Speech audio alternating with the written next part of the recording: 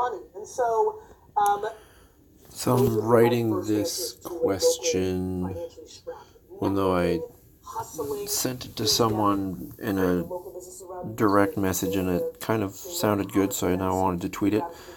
I'm trying something, I wanted to start at 1 and listen to all the Gary V, or Ask Gary V episodes. Really enjoying this. I haven't done a regular show since 2011. So that's what I'm doing.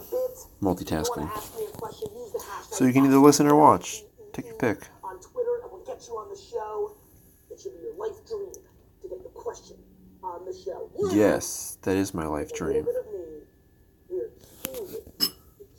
Because you will answer my question, Gary V. You will. My team and I always had trouble managing our tasks. Oh, that's great. Monday.com.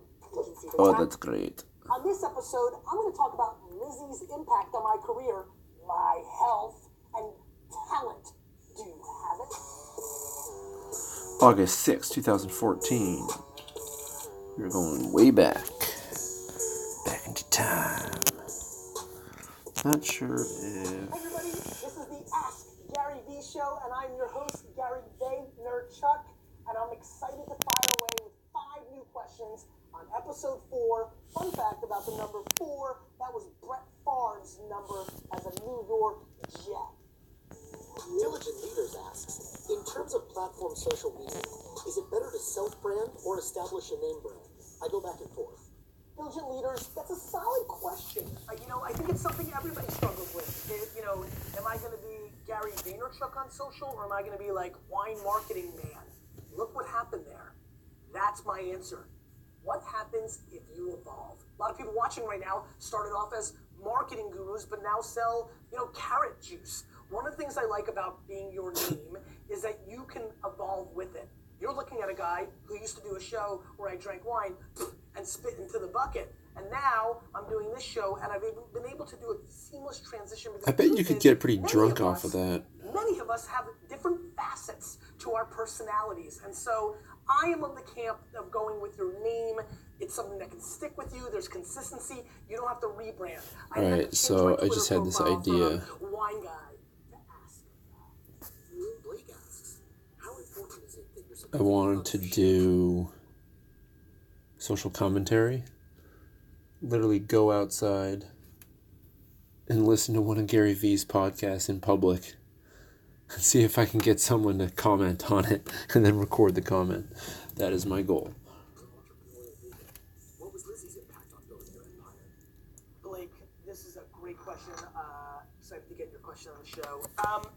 First of all, Lizzie's impact on my career is much more than I expected. I grew up and would hear things like, behind every great man is a great woman. I'd be like, and not in a negative, chauvinistic way, but I was like, I'm hustling my face off. I'd be working every hour. And then you start growing and you mature and you become a man, not a kid. And the truth is, I'm actually flabbergasted by the level of Liz's impact on my career. Lizzie's kind of support, and I mean utter 100,000% support, is a major factor. It gives me the headspace to be all in here at Vayner and doing my thing versus worrying about if I'm 5 minutes late, I'm running late taping this right now. If I get home, it's incredibly important in the fact if you prioritize your career. Curveball. So it's massively important to give you headspace to have, as much freedom to execute on your vision professionally. But the truth is, when you fall in love with somebody, that person needs to take, precedent over everything else. And so at some level, if you don't have that, well, that just comes with the consequences of love. And that's okay too. You may not be able to hustle or work on it in a clear mind space and never give it 100%. I'm able to give 100% devotion to my businesses for enormous amounts of time every day because of Lizzie and the way she rolls and supports. Some people can only put 73% of their time for a shorter period of time, and they're going to have limited success in comparison predicated on our talent as well, because talent is a variable. So it's massively important for success, but it's not the only thing, is it? Ryan asks, What's the most common mistake you see founders make building a consumer-focused business? Right. There's so many goddamn mistakes in building a consumer business, but I will tell you Brady Bucks. Brady sucks. The biggest mistake I see is that it is really, really hard to build a consumer app. The ability to beat out everybody else in the world in making something sticky that people care about, right, is, I don't know why I did that, is extremely difficult. And the biggest mistake I see, Ryan, is actually the fact Sort that of people like don't have Bitcoin, talent but- to actually execute a consumer product. The audacity in the marketplace right now by the young and hungry and the old and hungry in thinking that I'm going to make this app and it's going to work is so ludicrous to me. It's so stunning to me. You have people who've been career students, you have people that have been career corporate American people, and they think they're going to just come and start a product and understand the behavior of the end consumer better than anybody else trying to scratch that itch for that specific product. That takes special talent. Nobody wakes up and is like, I'm going to be an NBA player today, because it just makes sense to them. But everybody right now is waking up and saying they're going to be a consumer product innovator, inventor, co-founder. And so the truth is, the answer to your question, straight up, This is kind of what I like. I've never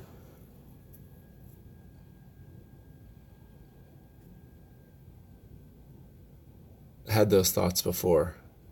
Like, since my diagnosis, I haven't had a starting point until now, I guess.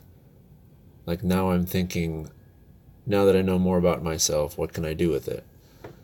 So kind of like him saying people are waking up to wanting to do apps and stuff. I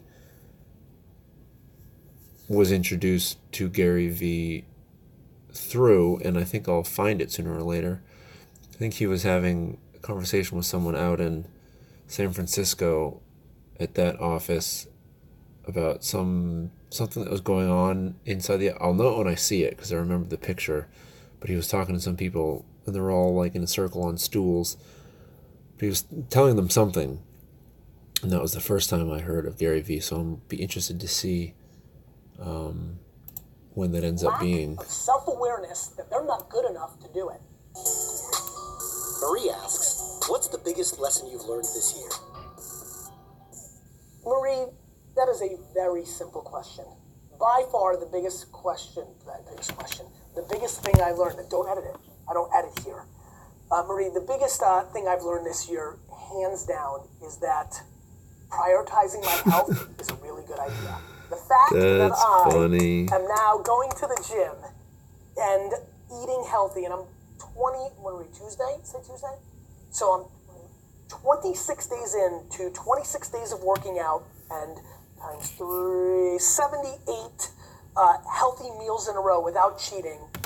The energy level is actually down, believe it or not, because I was living on sugar, but I just feel like a totally different person. It was the absolute right decision for me. It's changed my life. I'm heading in the right direction. I feel like a different person. I would be on this earth longer for it, barring a crazy accident, and I'm happy about that. Daniel asks, what's the best advice you can give salespeople in social media? D. Gordon, what's up, my friend? Just want to give you one more shout out for that time we hung out years ago at your family's business. I enjoyed it. Thanks for the question. Biggest piece of advice that I'm willing to give to salespeople in this world is actually, ironically, the jab, jab, jab, right hook. It's cliche. I think you guys know where I would go with this. I mean, the truth is, everybody's trying to close too early. It's just lack of patience. It's not providing value. Why in the world am I doing this show? Is it that I missed the limelight of a daily show? By the way, this will not be a daily show. Just to kill any lack of confusion, I'm going away in 2 weeks with my family. Unlike Wine Library TV days where I would tape 10 episodes, that will not be happening. You'll be missing me at the end of August, but I will come back with gusto in September. It's because I want to provide value. It's because I could be regurgitating the same old stuff that I believe in, core principles, or I could go to this format and give you value on a daily basis on things that you're looking for. And so To me, a couple things. One, understand Facebook dark posts. The segmentation is incredible. Two, Twitter search. You can pull people out one by one. Three, LinkedIn's coming soon with their product where you'll be able to focus based on titles, so you can hit up every single person that's a CFO of a financial service company in their stream. That's the hit up, not spamming them in the mail on LinkedIn. So be tactical, but understand the religion, right? Which is provide value up front. How many of you who watch this show provide value? Put out stories, entertainment, free stuff, reply to people, and aren't just hitting up people with more followers or more exposure than you to try to get exposure yourself. How many of you are trying to actually provide value? Thank you so much for watching episode 4 of the Ask Gary V show. Now, here's something that's important to me. I've been pushing this, as you guys know, on my Instagram, the link's in the bio, on Twitter a bunch. I don't like how hard I have to throw right hooks to establish the base. So everybody who's watching, I need you to subscribe up. Subscribe up, subscribe up, subscribe up, subscribe up. Because this way you'll actually get it delivered and you know when the show will air every time it comes out. So in my mission to not bother you too much, I need you to MF Doom. subscribe up.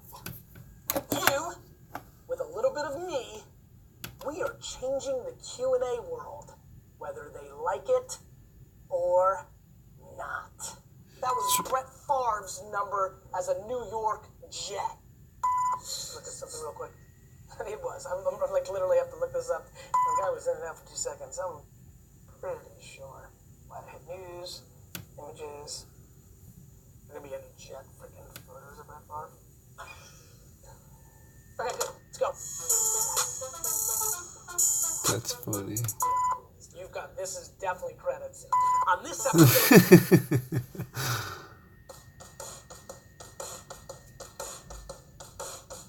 Get ready to go on a journey that will make you uncomfortable. I want to make you challenge Mentoring. about what it means to be successful in our society.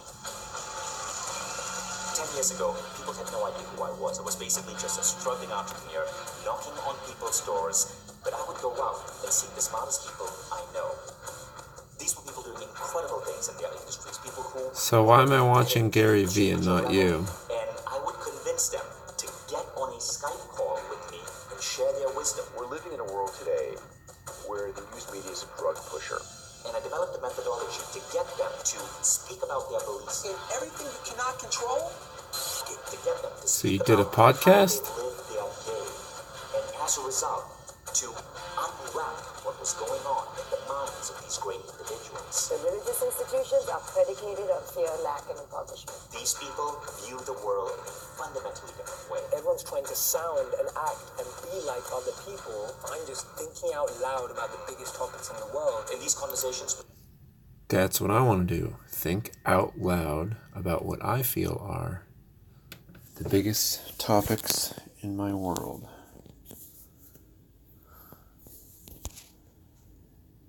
Oh yeah, that was... Here, I can actually do this one.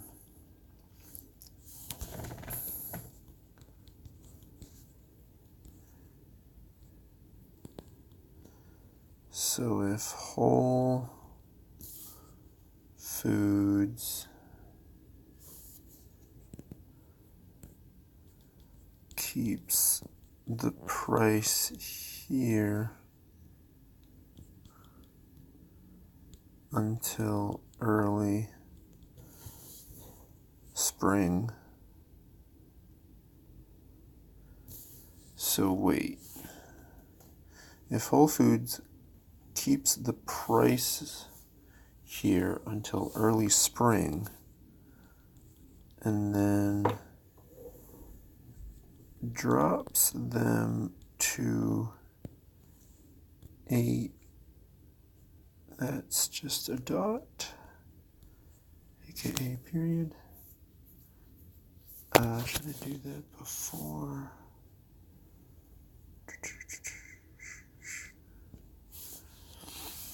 And then drops them to $8.99.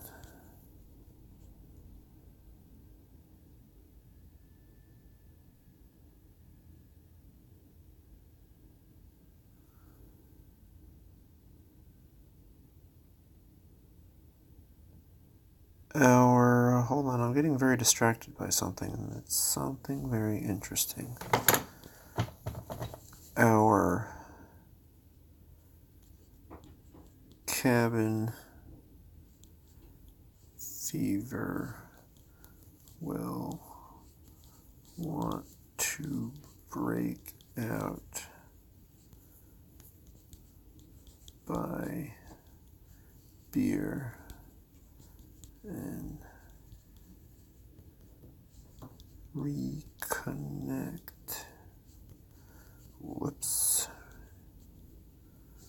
Reconnect with friends outside in the warmth and sunshine. So it's interesting, as I was writing that, I wanted to jump in to finish it, to say it, but then I find that I get on a tangent, or I stop writing and then I start saying something else, and then I lose my track of thought. So it's kind of interesting. It forces me to think about it. So wait, if Whole Foods keeps the price here until early spring and then drops it... Hold on a second. Alright, so I'm going to ignore that and finish this.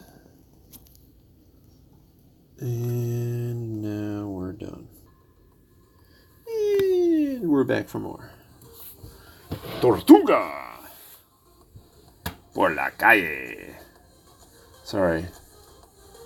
I sometimes say things in stupid accents. Alright, so this is my Whole Foods tweet of the night. It just seemed interesting, or this, and that's my bet, is kind of what I'm betting here.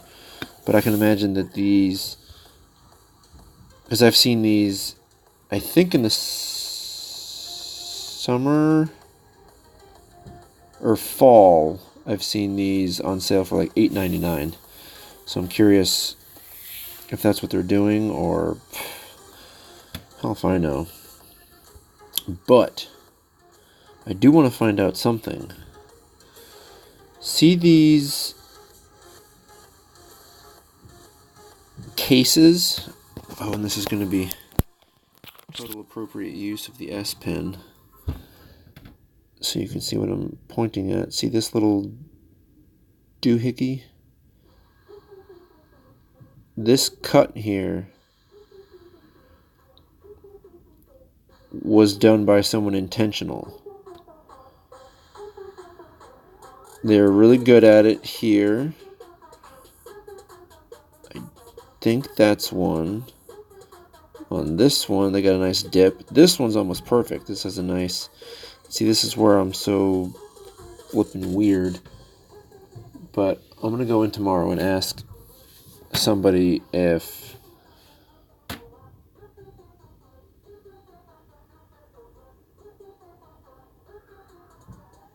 they know who did that. It's totally a random question. This one over here didn't go so well, the cut. This one went pretty well. So I just want to see if I can talk to who did this, because it got my attention and it was very good. And I think that literally every single Whole Foods, you know, the one by me, the one in Harlem, the one, where are the other ones? That new one on 3rd. I've been to a few in Brooklyn, Paramus. I mean, literally they are everywhere. They're little microcosms of things that happen, stuff that goes on surrounding, you know, selling food. And I think this would be a really interesting thing to do, just because I think it's a cool idea, and I don't know, I have this idea that Whole Foods, if they don't, they should create a bulletin board of things to try out at your store. Like, hey, this worked for us here. Hey, this didn't work for us here. Like, I'm sure if there isn't, there needs to be a feedback loop of something like that. I don't know. And that's my tweet. Alright, now we can get back to Mr. V. Chisel. Am I an expert or are you an expert? And why I left Daily Grape.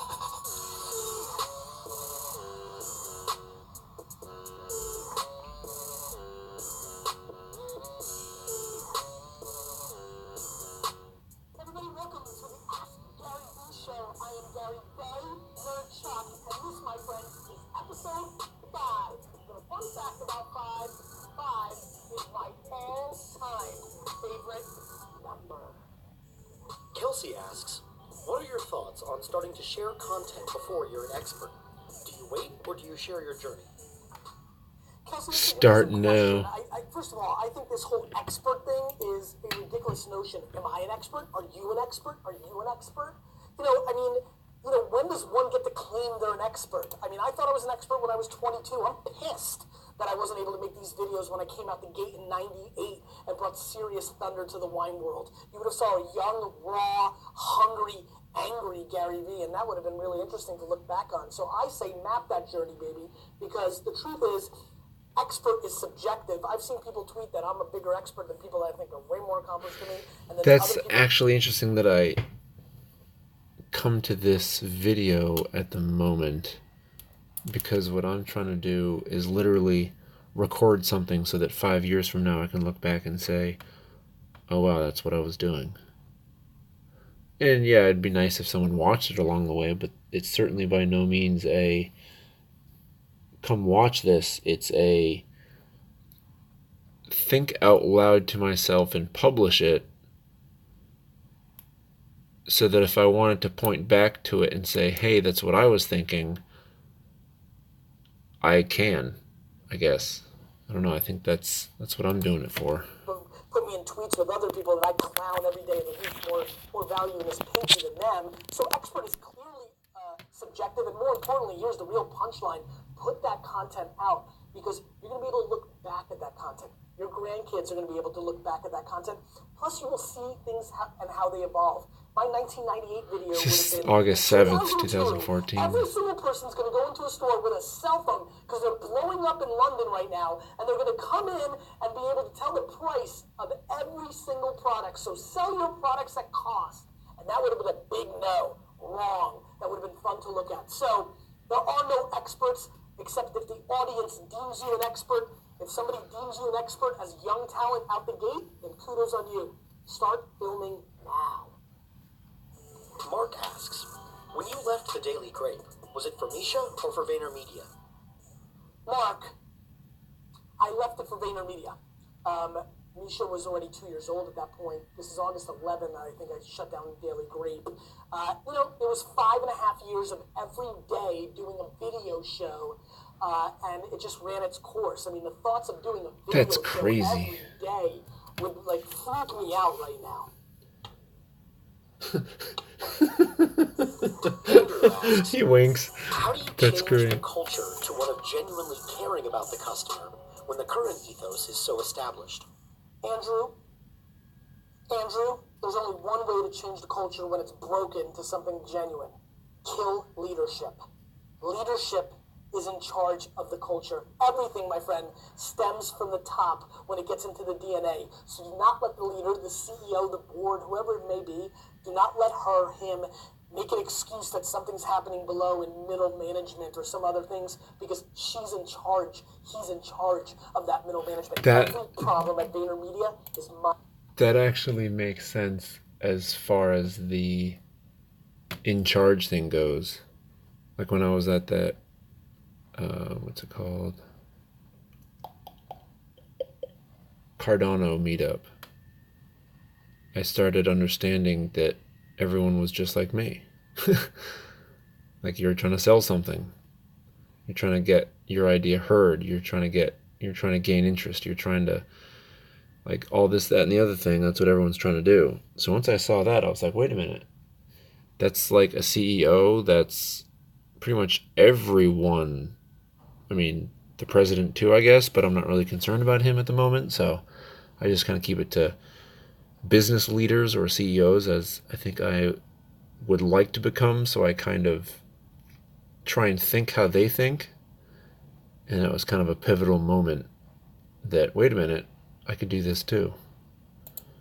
Interesting. Right here, looking right at his face. It's my fault because I empower everybody else to create that culture. And so how do you change it? You change the top. And if the top owns it because it's the family business or just became the new CEO and it's not going to change, then you need to get the hell out of there, because the only people that can change culture are the people from the top. It's true. You can hack from the bottom. You can maybe then inspire the top, but that top still has to make the decision. That is the judge of culture. Sora asks, how do you book speaking engagements when you aren't well known yet? Add value. So the way I booked speaking engagements when I wasn't well known yet was I did them for free. The entitlement that you are not known, you do not deserve to get paid. You know why you get paid to speak? Because you put asses in the seats. Because people want to come and see you.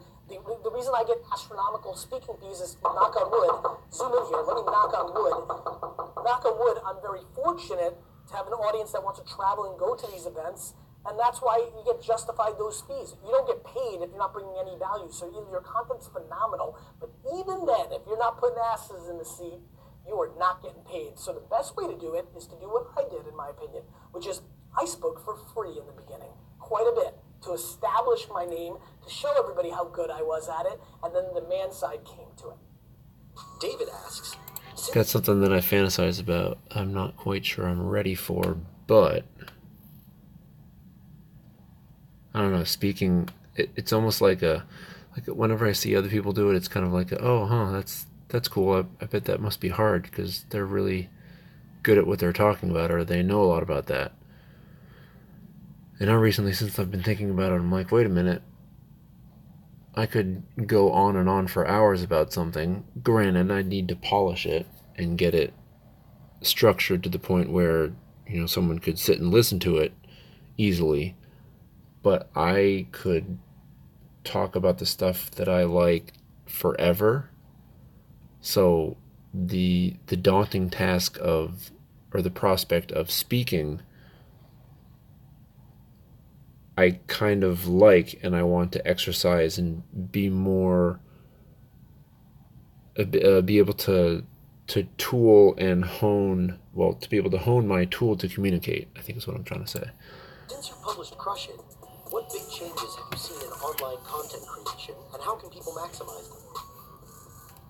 David, what's up, brother? Hope you're doing well. We enjoyed our filming years ago. Glad to get you on the show.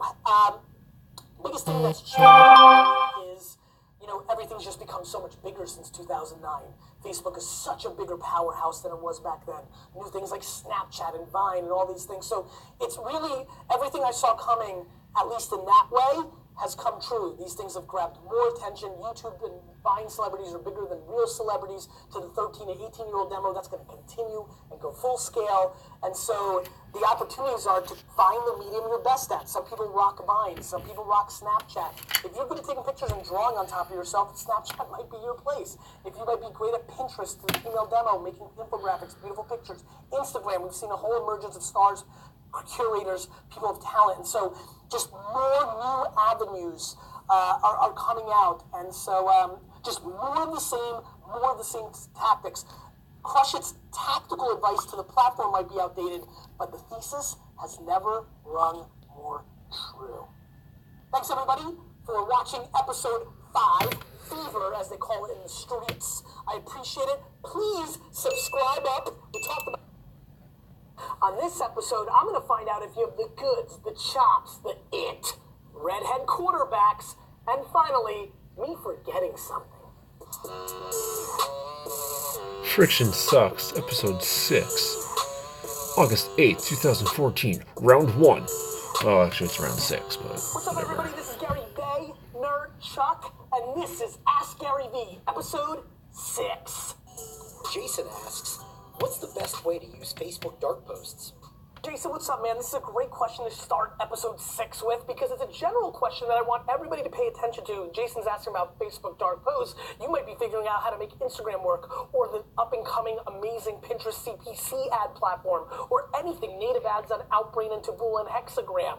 The real answer to this, Jason, is to become a practitioner. The right price for your ads is always a moving variable based on supply and demand, competition, all that jazz. The way to become good at it is to do it. You can go, step 1, go to YouTube and Google and look up all the information and figure out how to become better at Facebook dark posts. Read 30 articles on allfacebook.com about how to be better at Facebook dark posts. You can do all the homework, but until you apply it, it's just knowledge, isn't it? And I love students, but only so much. And so, the answer to your question, my friend, is very simple. Become educated and execute. That's how everything works for every single answer on all these issues.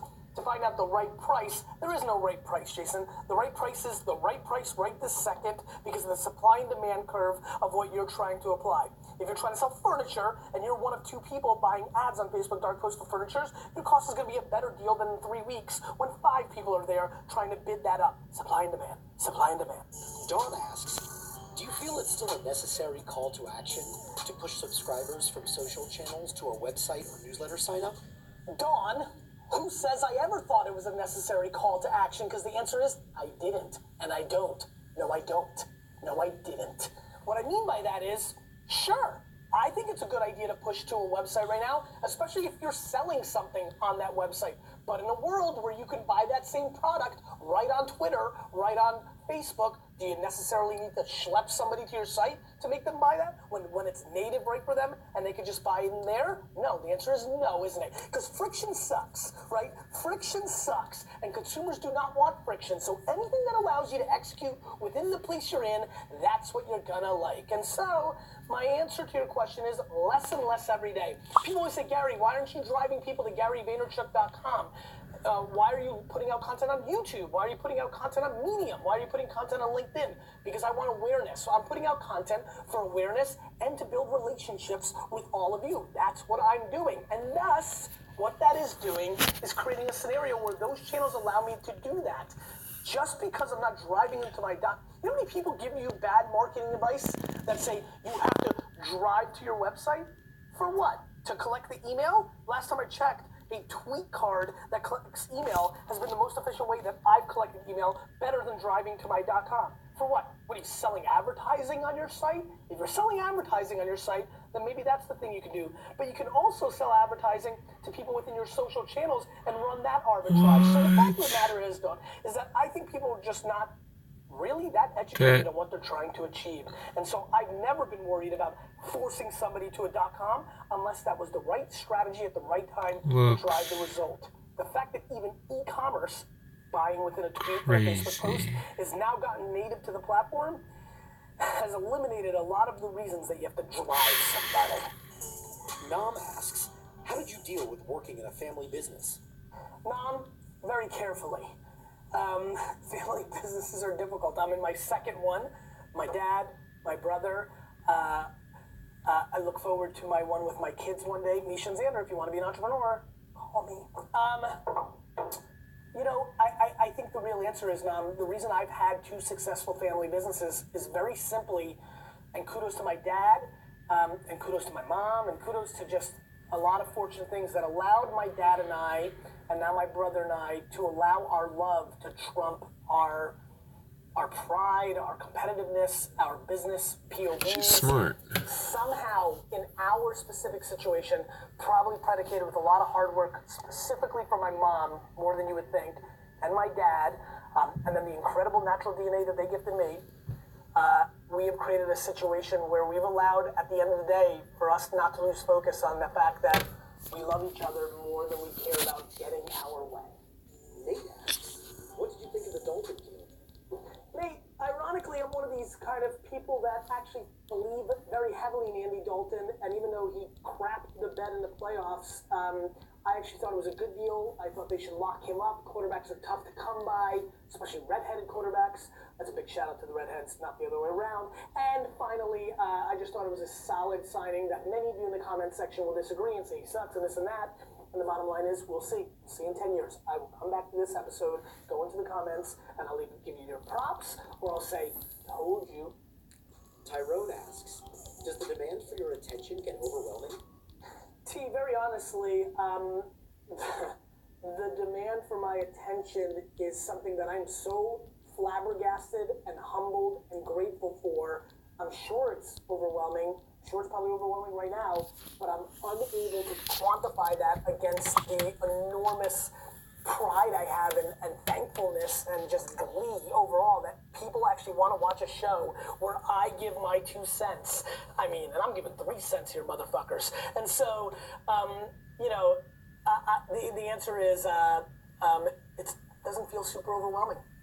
Drekken asks, if you had to do it all over again today, would you start with Wine Library TV or Wine Library first? Drekken, great question. Man, I've got to say something. Look, a couple things actually before I answer the final question and sign off on this show. Drekken, that's a great question, but 2 things. One, you guys are killing it with questions. I'm hitting the hashtag and seeing these all come through.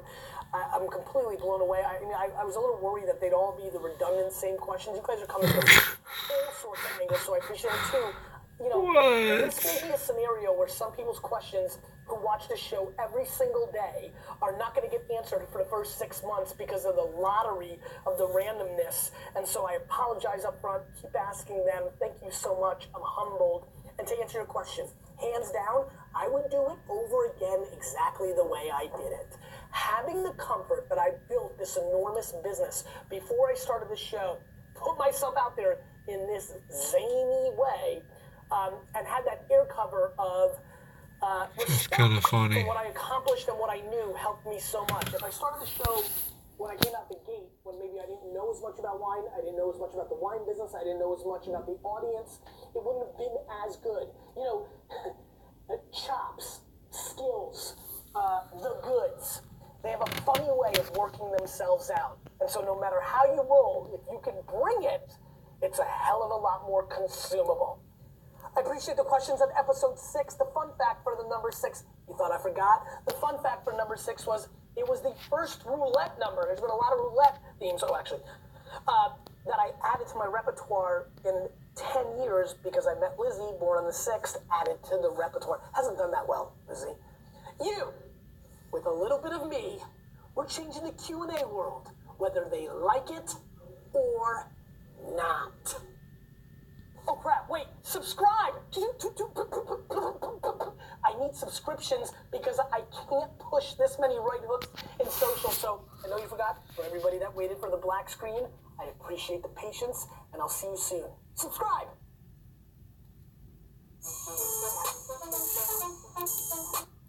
Number 7. On this episode, I get my first video question. I talked to Mr. Money, and we talked hashtags.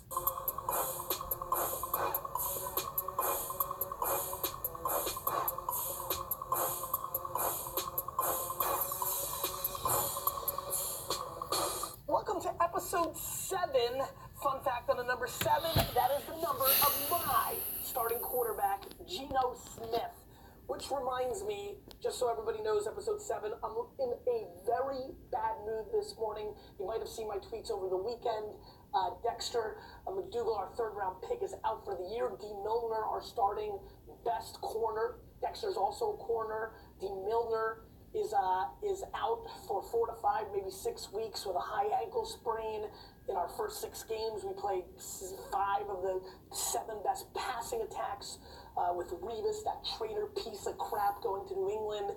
We're depleted back there, and I'm just generally sad. Before we go into the questions this week, I've been getting some emails of people who are looking to get questions answered that are a little more personal. So I decided to go innovation style. I don't know if you can zoom in here, D-Rock, but I'm right to the Cyberdust. I'm going to answer some private questions tomorrow, which is Tuesday, August 12th, because I know people watch this all the time, on Cyberdust, username Gary VEE. Hit me up with your questions that are personal, because on Cyberdust, Mark Cuban's kind of new venture, big shout out to him. The question questions disappeared. They don't store anything. They're playing up that privacy. Some of you are looking to ask some very personal questions. So tomorrow I'm doing a lot of driving around in New Jersey from meeting to meeting, and I will be answering private questions tomorrow morning on the dust, as I like to call it. Gary VEE.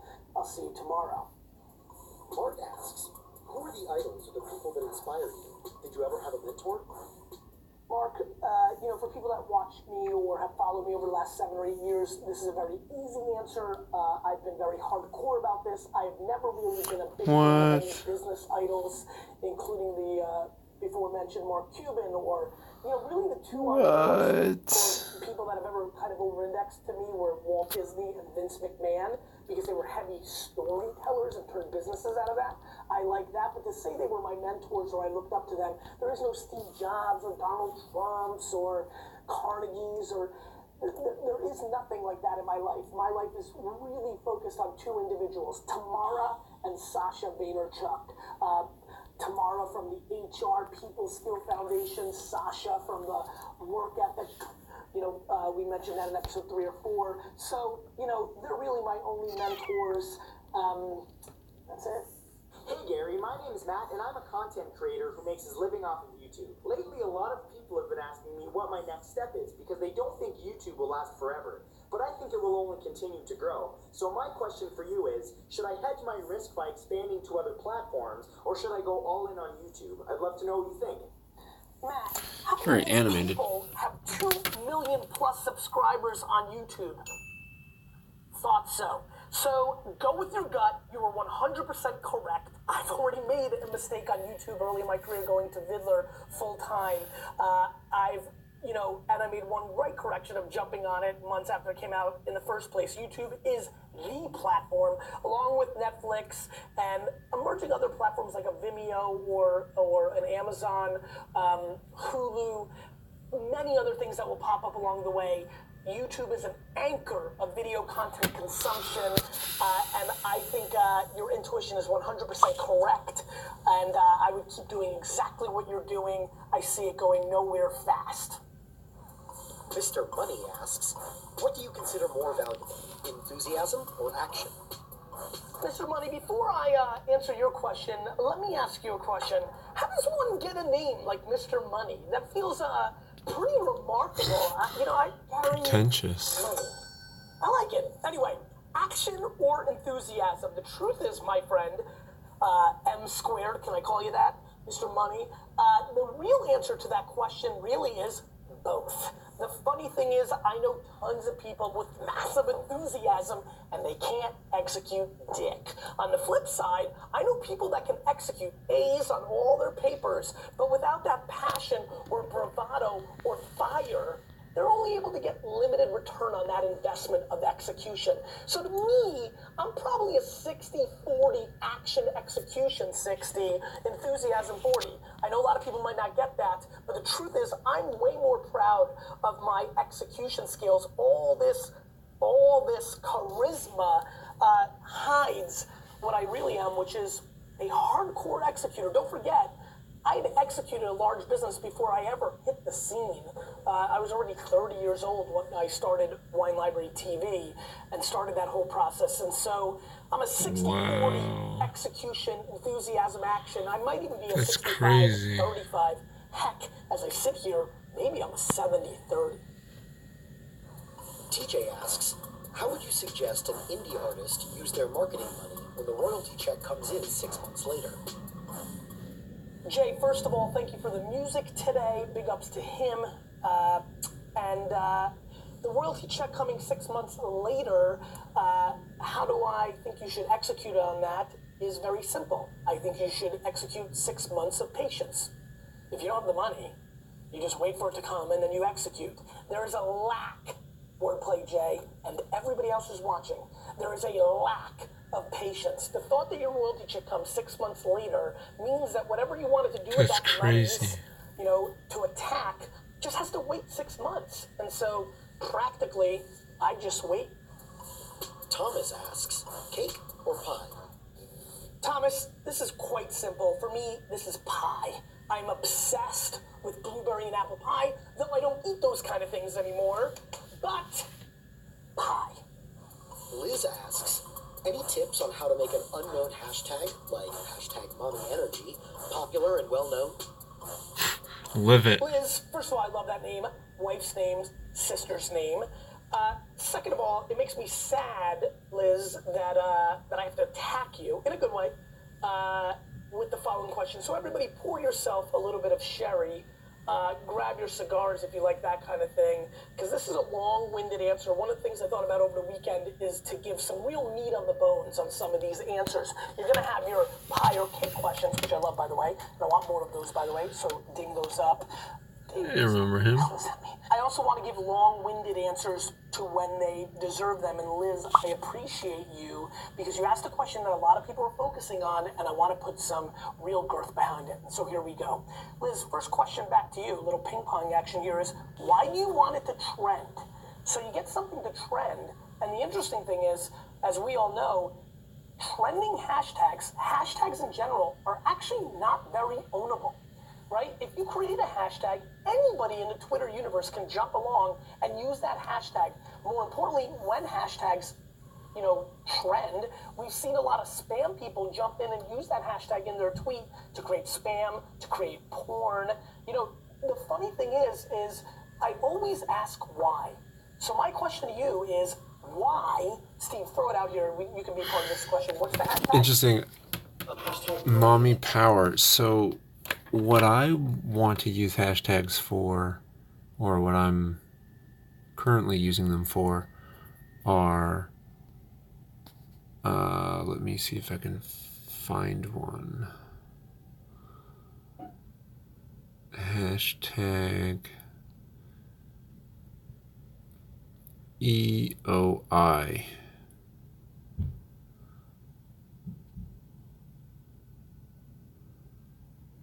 So here I use, in EOI for me stands for Economy of Ideas. So anytime I have a thought that comes to me,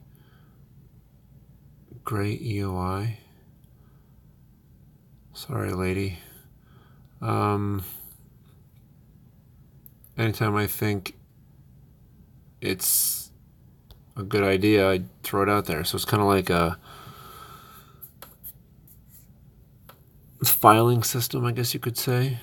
And obviously other people can use it, but the way I use it, that's what it means to me. So I use hashtags to get it in front of someone else and to direct someone to a trove of points that I've made in the past about things relating to an economy of ideas, if that makes sense. By the way, speaking of Mommy Energy, I spoke with Steve's mom on Twitter this weekend, and she mentioned that she liked Steve on camera, so that was a little Mommy Energy. Liz, the real question is, why would you want Mommy Energy to trend? Do you feel that you then benefit from it? Do you not realize that every mommy blogger, anybody selling products to mommies, anybody authoring mommy, wants to know what you think? Matt, how many of these people have 2 million money when the royalty check comes in 6 months later? Any tips on how to make an unknown answers to when they deserve them? And Liz, I appreciate you because you asked a question that a lot of people are focusing on, and I want to put some real girth behind it. So here we go. Liz, first question back to you. A little ping pong action here is, when hashtags trend, we've seen a lot of spam people jump in and use that hashtag in their tweet to create spam, to create porn. The funny thing is I always ask why. So my question to you is, why? Steve, throw it out here. You can be part of this question. What's the hashtag? The only reason I use the AskGaryVee hashtag is to find the questions easier. It's a utility. It is not a marketing engine to take me to the next level because I know it's so unownable. And so that is really the question to me, to everyone who's watching, which is, why would you want to own it in the first place? That's something that you need to think about. The why against any action is really the thing that people are not spending enough time on. The strategy matters. My friends, I really appreciate you being a part of episode 7. The show is taking off. As many of you who've watched all other 6 episodes know, I'm leaving for family vacation on Saturday. We'll be out the pocket for 2 weeks. So there'll be a little hiatus as we go right into football season, which excites me. I want to definitely ask you for a strong favor, which is to subscribe up. And I also want to leave with a new tradition, which for all you hardcore maniacs is an old tradition. Many of you who watched my 1,080 plus wine shows, 1,000 with Wine Library TV, 80 with Daily Grape, know that I used to end every episode with a question of the day. Kind of ironic given the format we roll with here, but I'm going to start asking you a question of the day because I really like what's going on in the YouTube comments. One of the great things for me, pride, is I create an enormous amount of friendships in the wine world because people... This guy's doing a lot of ads. Is I created an enormous amount of friendships in the wine world because people became friends in the comment section. I'm looking to do that again.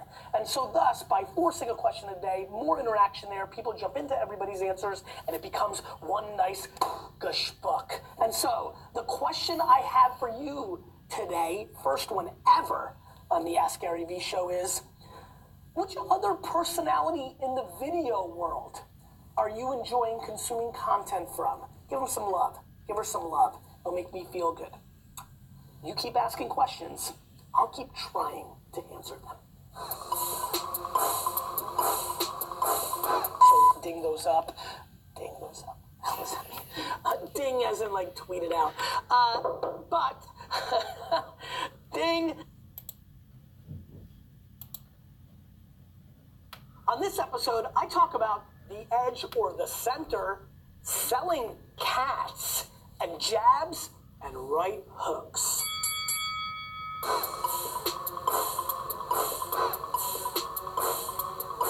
Episode 8, August 12th, 2014. Booyah! Hey everybody, this is Gary Vaynerchuk, and you're watching the Ask Gary Vee show. Welcome to episode 8 of the Ask Gary Vee show. 8, the little fun fact for that number is, that is Broadway Browning Nagel's number. Look it up. Eric asks, do you believe in Jim Collins' belief that you can only focus on 3 things? Eric, as a very underread, undereducated gentleman, I don't know all the details of Mr. Collins's 3 things that we can focus, sort of the thesis behind it. The message behind that was, I have only so much time in the day, and at this point in my life, I understand that if I would like to maintain it and bring it to the next level, I don't have enough time to watch and listen and pontificate and wonder if what someone else says is possible or not, because I am doing what is possible for me, I think is what he's saying. But I will tell you that I'm a contradiction on this question. Oftentimes I think that if you're doing more than one thing, you're not doing anything. And so when I focus on building businesses, I try to focus on one core thing, but look at me right now. I've never been busier in my life, and I've decided to start another video show. And here's my theory. Focus on one thing and make that 80 to 90% of your nut, and then have 20%, 10 to 20% of complete and utter chaos, trying things, probably losing because you're not focused on them, but it keeps life spicy and interesting. That's what works for me.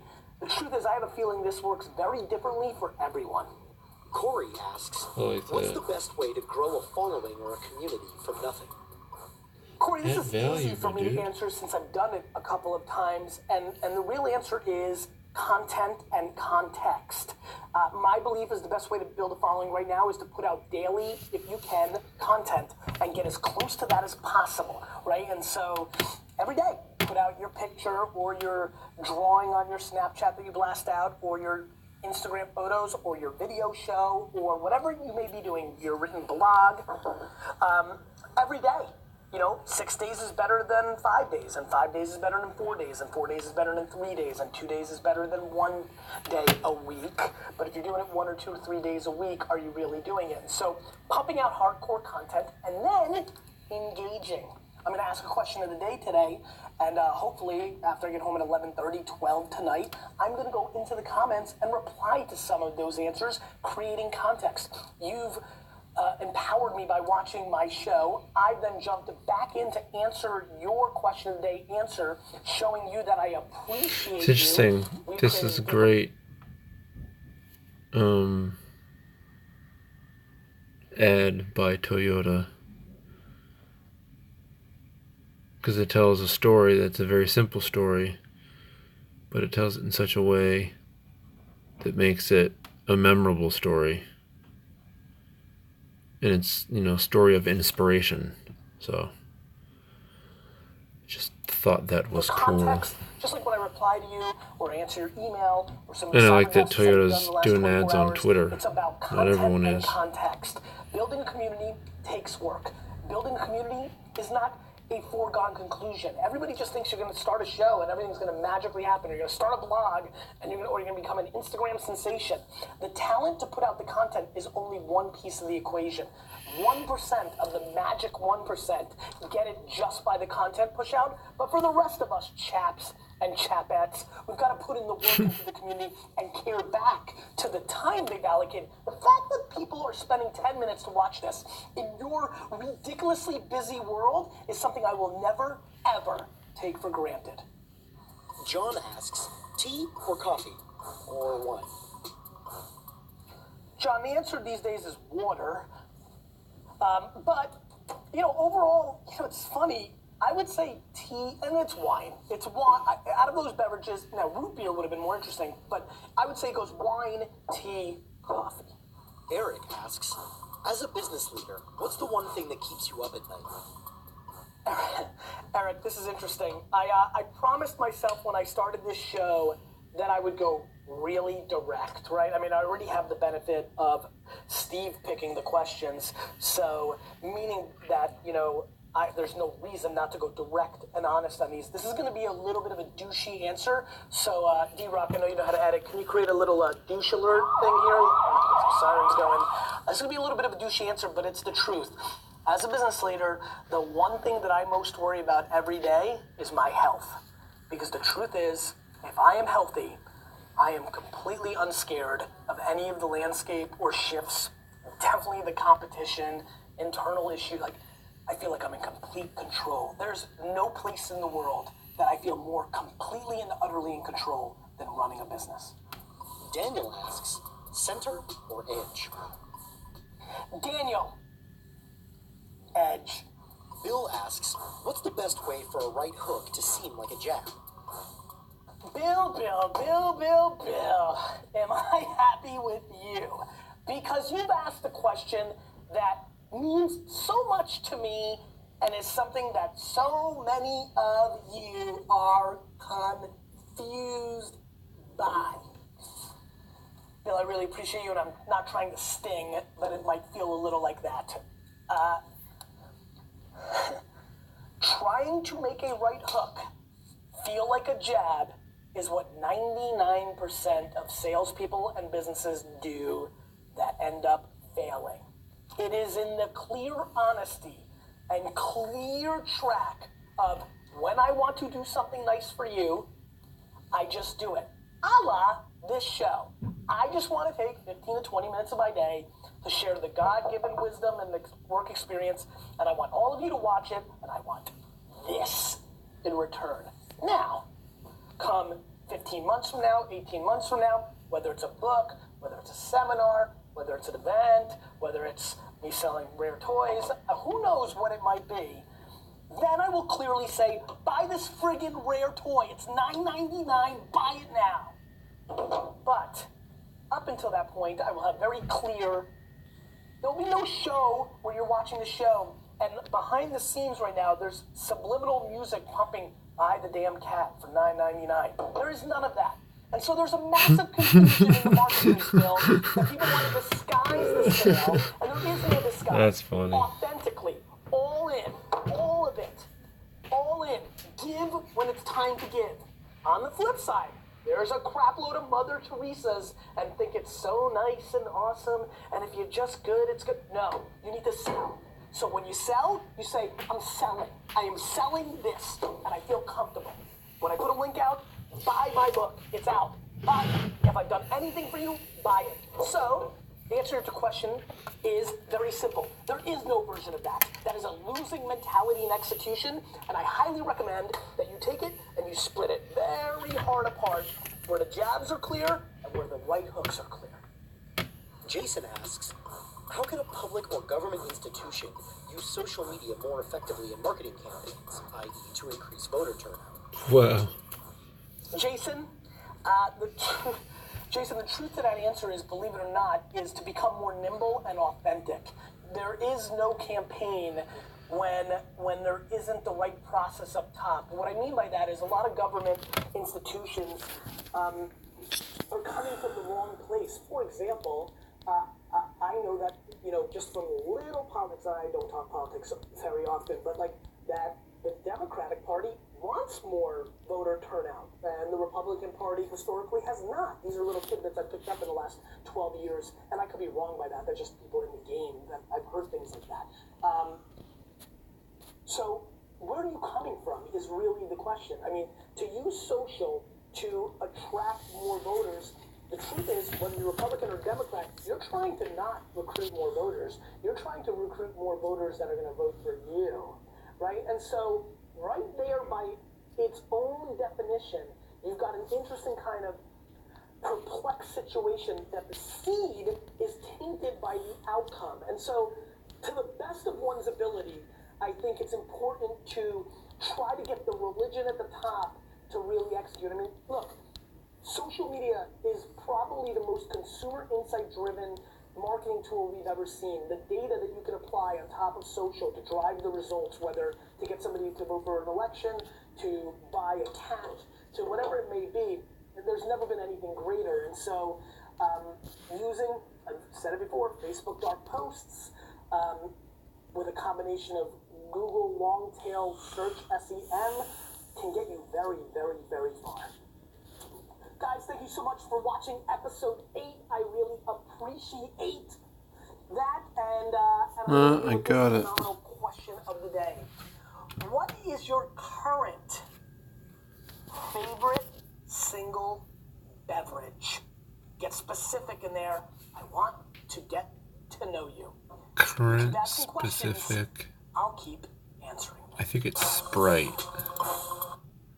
On this I episode, think I'm it's going to talk about Sprite. humor, billion-dollar ideas, a tough patch, and I take the ALS challenge.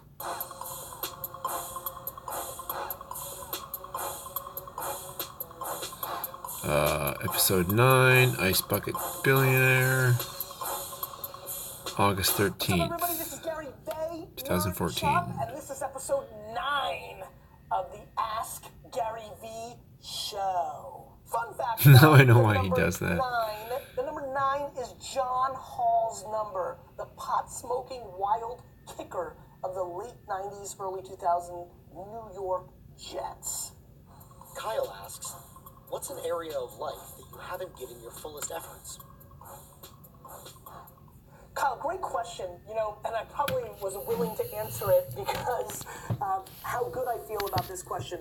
There were 2 places 36 months ago that I was struggling in. One was kind of the nonprofit NGO. I was giving my dollars, but I wasn't giving my time. Now I'm a very proud member of the board of Pencils of Promise, and I've gotten more involved with my time, which is the real asset, and I feel like I'm checking that box of giving back outside of my own family and things of that nature, and so I feel good about that. And the other one is my health. So I would say health was the clear answer only 35 days ago. I guess now, maybe a little bit more Gary time, between kids and the businesses and now working out and AJ's been pushing me this, he's gotten to golf a little bit, I don't feel like I've been able to figure out or crack or hack Gary time, right? I guess the Jets do that, but then that's really September to December. I get that Sunday for 5, 7, 8, 9 hours, depending if it's a home or road game. I think January through September, finding something that's just for me, that I really enjoy, is something I should probably figure out. But the truth is, that doesn't feel right to me right now as the kids are 2 and 5. I want to kind of allocate to that, the health. I'm just prioritizing other stuff. Hopefully in the next 2 or 3 years, Gary time. Shy asks, how does humor play a role in business?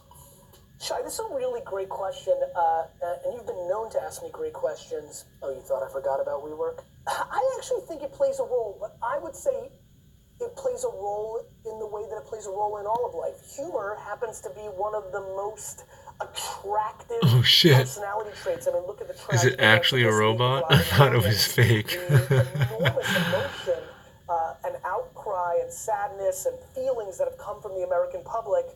Yeah, it looks fake. Very deeply ingrained in the world. But they did it very well, I think. I honestly use humor. I mean, a lot of you watch my keynotes. I like to fancy and think that a lot of my keynotes take on a stand-up. Hold on, maybe I should listen to I find it. myself having the ability to draw.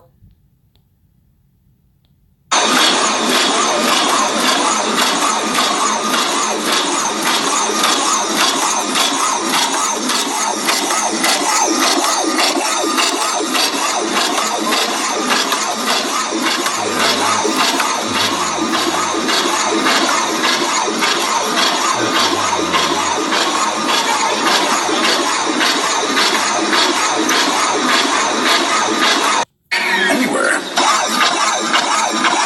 Hey everybody, I feel honored and privileged to be invited to this wonderful and prestigious event. السلام عليكم. كيف حالكم أيها الحضور الرائعون؟ Wow, what a futuristic police stand! Is it IDEX 2019 or 2050? Dubai Police always surprise us with the latest police technology to protect us and keep our lives safe, simple, and easy. Not cheap. Difficult HR conversations and selling things through to clients or to the general public by leveraging humor. I think humor is an enormously attractive trait that is a very important part of business, but no more important than the other things that are Kind of curious what she has to say. Opportunity, but in and amongst all that, we've completely missed a technology that actually is far less scary and really aligns to most HR people's values. It creates real security and real transparency, and that's blockchain technology. So that one product that I think could save your career and really cement your positioning as a peer to the rest of the exec team is the Vault platform. This is a platform that's built on blockchain and gives individuals a chance for you to learn about a technology which I believe is the game changer in HR. We've been so seduced by AI and machine learning and what that means for our people and the fear and anxiety it can build as well as the opportunity. But in and amongst all that, we've completely missed the technology. HR, what a great application for what I'm trying to do. Oh, interesting. HR. So what if the ideal thing for a business to do is to develop each individual employee's personal blockchain to better themselves within their given industry? I like this. That actually is far less scary and really aligns to most HR people's values. It creates real security and real transparency, and that's blockchain technology. So that one product that I think could save your career. This I like.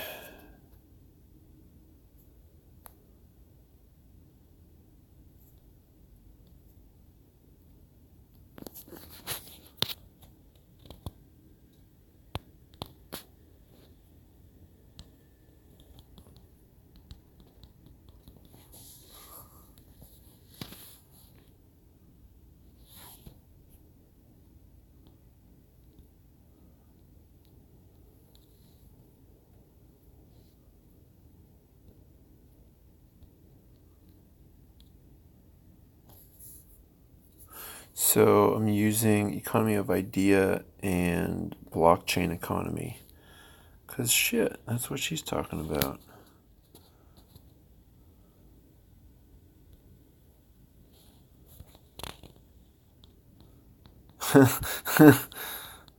So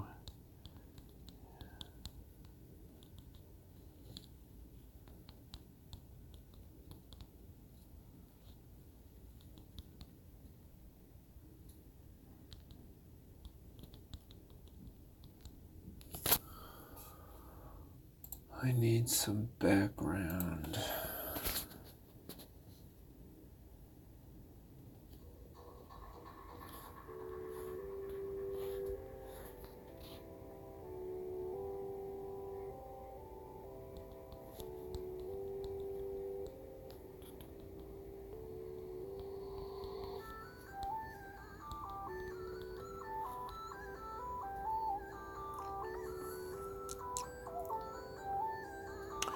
It works best for HR because that's the part of an organization. It's the part of an organization that needs to be made aware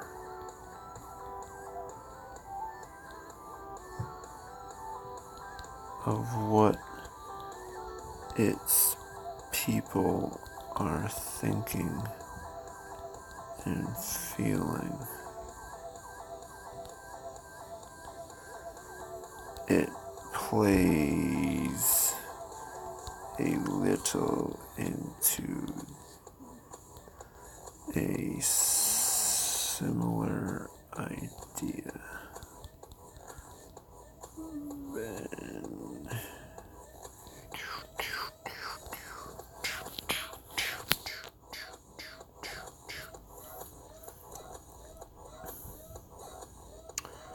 Interesting.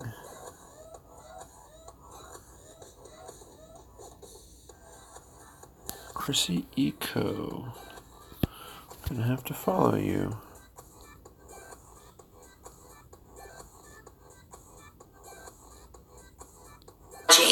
That actually is far less scary and It's the same one.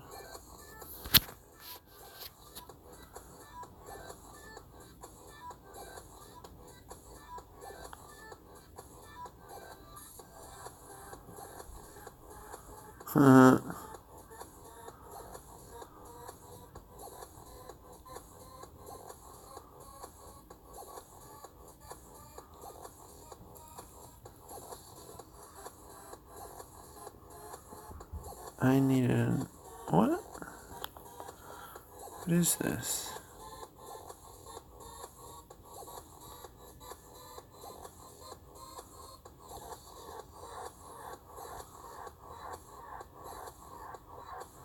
I need a vault.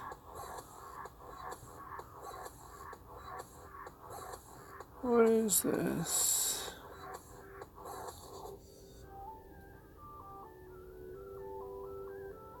I need a vault.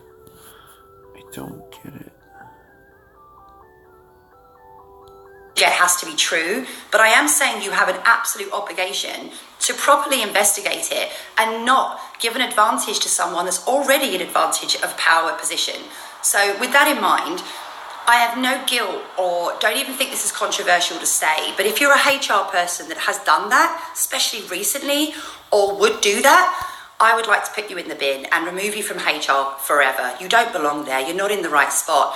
It's not the right role for you.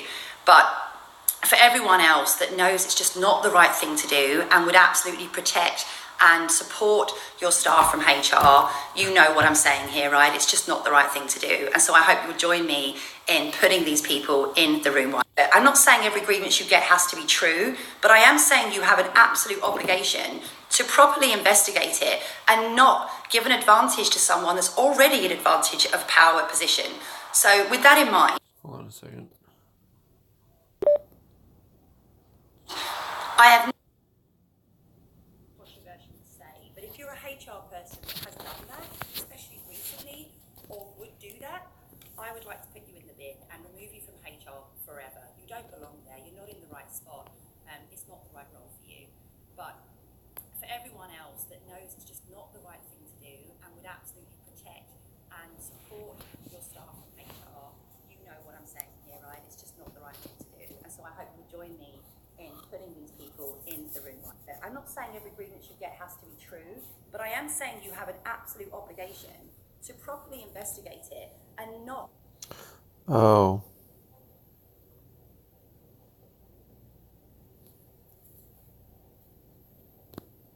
Kind of get that.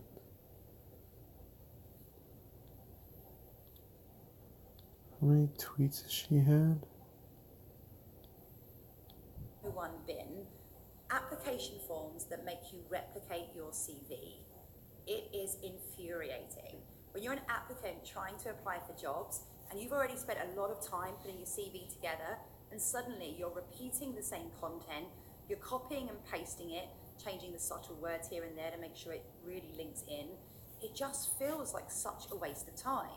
Now, I'm not even sure why on your side you need this. I mean, maybe you want to collate the data in a certain way that sits nicely in a spreadsheet. I'm not entirely sure. However... Interesting. So she gets really into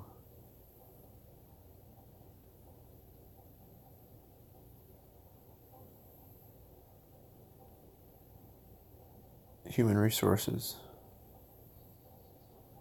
Interesting.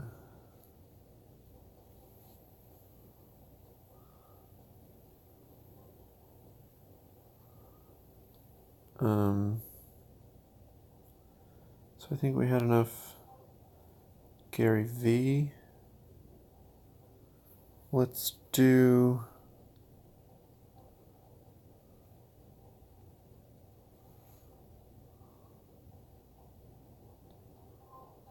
Jungle Inc.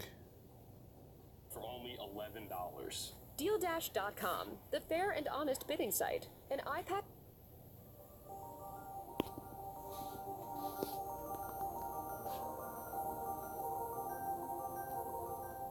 What is up, good people? Jungle Inc. here. I hope you're having a great day. You know, today was just one of those days. It was super busy. Things kept popping up. I couldn't get a moment of rest. I was pretty irritated, to be honest with you. And then all of a sudden, my phone started going off with all these Twitter updates. I was wondering, what is this? What's going on? It can't be Coinbase. We're already on there. And this is so funny. This really made my day. As you know, every month, Ripple releases $1 billion XRP out of the escrow. And when that transfer happens, you can attach a memo. And I believe, I don't know the exact mechanics, but I think anyone can initiate that escrow transaction.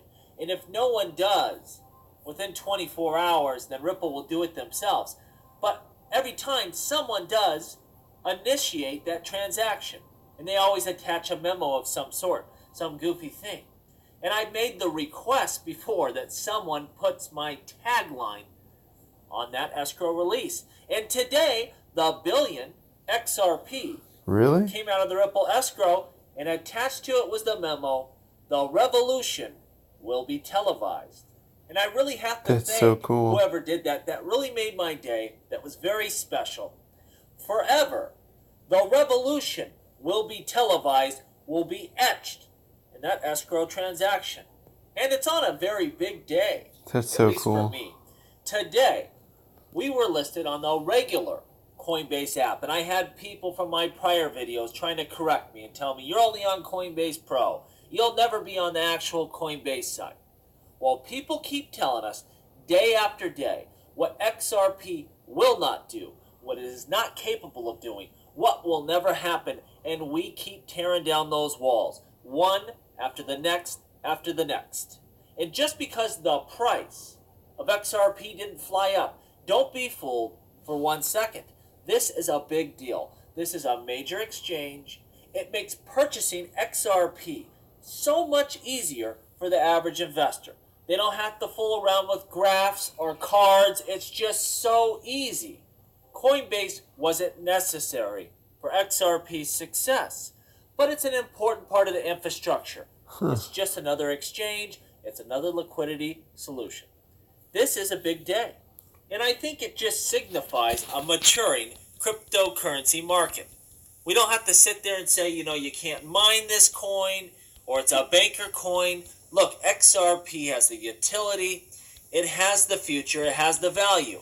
And every new exchange that pops up, anything exciting in cryptocurrencies involves XRP in some way. And I think in a lot of ways, we've come so far, it's hard to remember really what it was like a year ago, when we had no fiat pairing, when you had to go through either Bitcoin and Ethereum and transfer over. And now we have Uphold. We have Coinbase Pro, regular Coinbase. We have Binance. We have Bittrex. There's all sorts of exchanges. This industry is growing before our eyes. We have the NASDAQ trying to design an index to fairly price digital assets globally. We see Bakkt, SBI, Fidelity. This space is moving very quickly. And when you look at Fidelity and the type of investors that they are building their platform for, you have to get excited. I mean, we're talking about pension plans and mutual funds. And then you understand it's not just about security. It's about legal restrictions. There's all types of investors that are waiting to get into this asset class, but they're restricted. They cannot do so.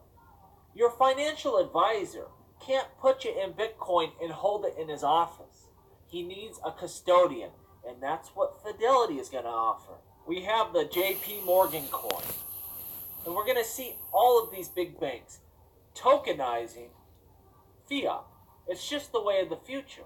It's not a competition to other cryptos. It's going to be absolutely necessary in this digital age. It just shows you how serious this ecosystem is getting, and it's getting there quick.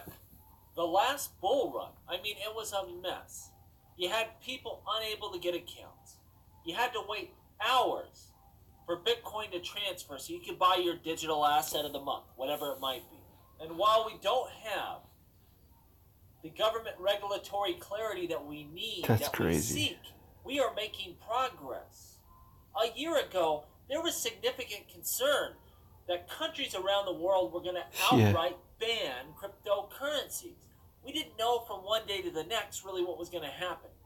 And even though we're not there yet, what we see is not a movement towards banning cryptocurrencies, but a movement towards adoption.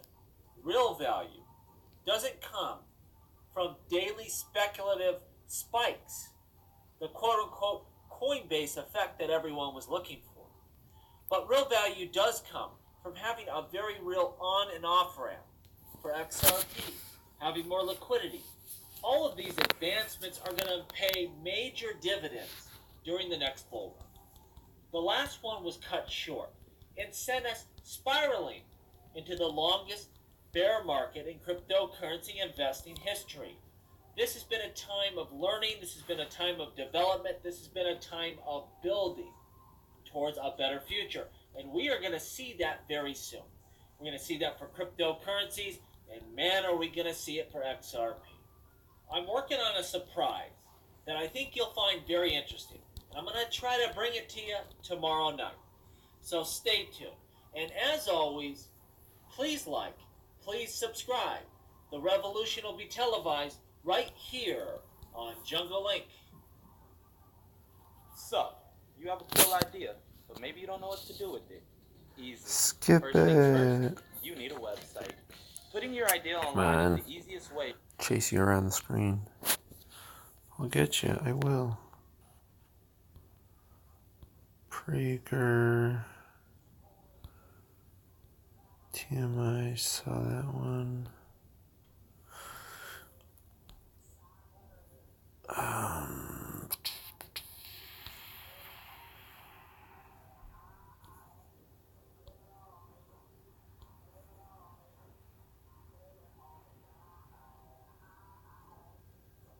Don't think I watched this one. Hello, Right. everybody. Welcome back for another video. Hold on. Hope you're all I might have to stop this one.